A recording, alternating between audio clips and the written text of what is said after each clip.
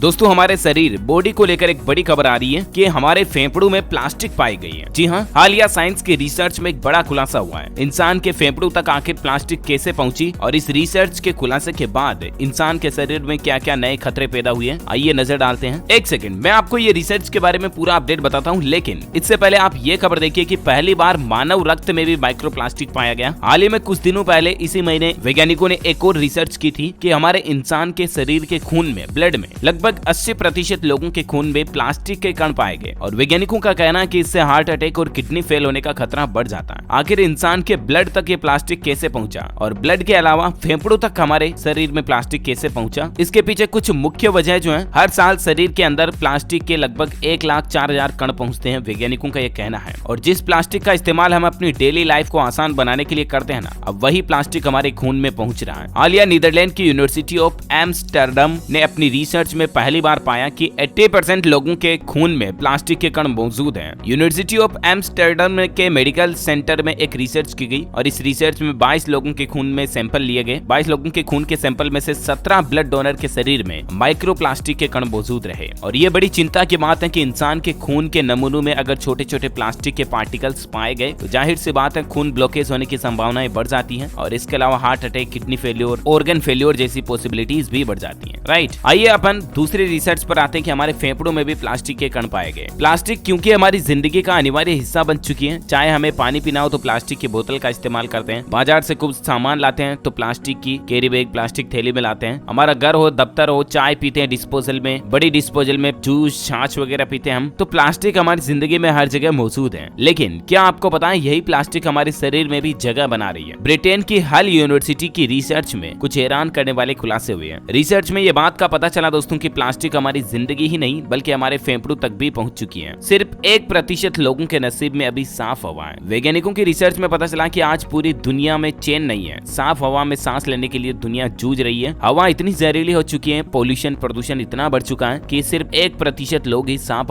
हवा में सांस ले पाते हैं। मतलब जो भी गाँव वगैरह में रहते हैं, ज्यादातर जो खेती बाड़ी करते हैं वो लोग साफ स्वच्छ एयर से सांस ले पाते हैं। बाकी दोस्तों आजकल हमारे हवा में भी इतने ज्यादा कार्बन मोनोऑक्साइड के कण मौजूद हैं।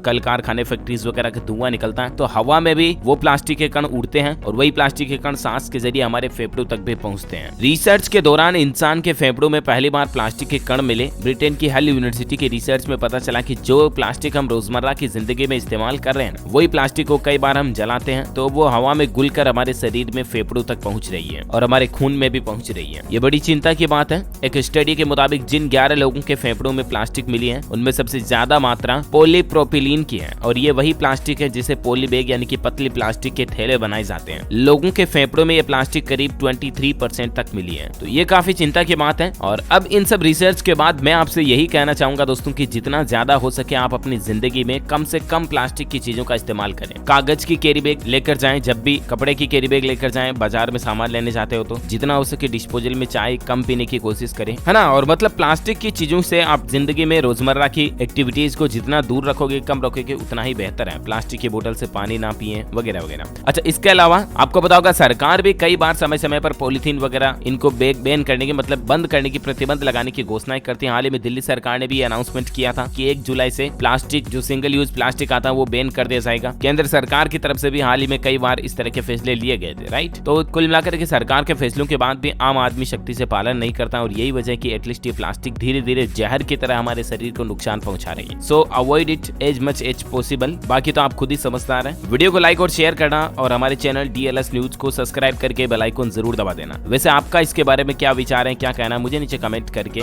जरूर बताइएगा। Thank you, take care, good bye, जय हिंद, जय भारत, वंदे मातरम।